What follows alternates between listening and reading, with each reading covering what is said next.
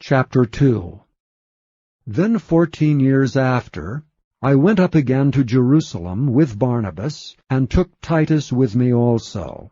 And I went up by revelation, and communicated unto them that gospel which I preach among the Gentiles, but privately to them which were of reputation, lest by any means I should run, or had run in vain. But neither Titus, who was with me, being a Greek, was compelled to be circumcised, and that because of false brethren unawares brought in, who came in privily to spy out our liberty which we have in Christ Jesus, that they might bring us into bondage, to whom we gave place by subjection, no, not for an hour, that the truth of the gospel might continue with you.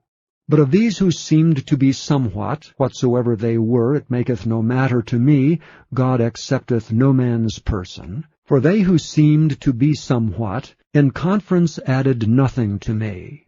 But contrariwise, when they saw that the gospel of the uncircumcision was committed unto me, as the gospel of the circumcision was unto Peter, for he that wrought effectually in Peter to the apostleship of the circumcision, the same was mighty in me toward the Gentiles. And when James, Cephas, and John, who seemed to be pillars, perceived the grace that was given unto me, they gave to me and Barnabas the right hands of fellowship, that we should go unto the heathen, and they unto the circumcision. Only they would that we should remember the poor, the same which I also was forward to do. But when Peter was come to Antioch, I withstood him to the face, because he was to be blamed. For before that certain came from James, he did eat with the Gentiles. But when they were come, he withdrew, and separated himself, fearing them which were of the circumcision.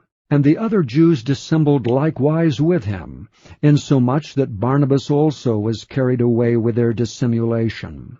But when I saw that they walked not uprightly according to the truth of the gospel, I said unto Peter before them all, If thou, being a Jew, livest after the manner of Gentiles, and not as do the Jews, why compellest thou the Gentiles to live as do the Jews?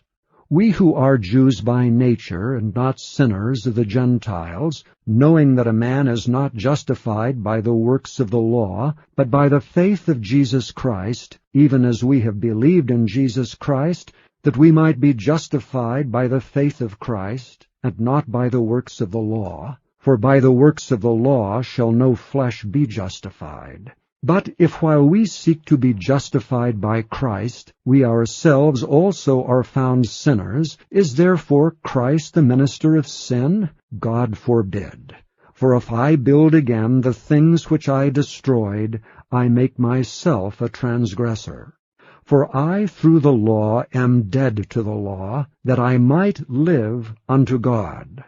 I am crucified with Christ. Nevertheless I live. Yet not I, but Christ liveth in me, and the life which I now live in the flesh, I live by the faith of the Son of God, who loved me and gave himself for me.